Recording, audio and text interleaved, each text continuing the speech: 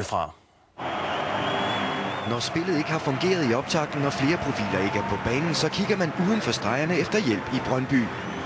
Jeg tror, man kan hente den hele dagen. Jeg tror, at spillerne kan blive sat op endnu mere, og tilskuerne kan lægge endnu mere pres på modstanderne.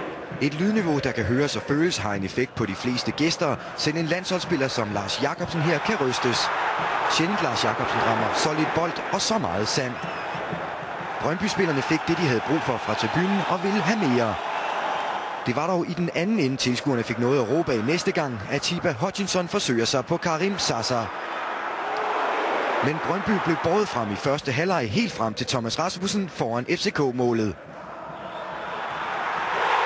1-0 til Brøndby. Måske er det lydniveauet, der forhindrer ordentlig kommunikation i FCK-forsvaret, så en helt fri Rasmussen kan kvittere konsekvent for opbakningen. Og så igen direkte ud og bede om mere.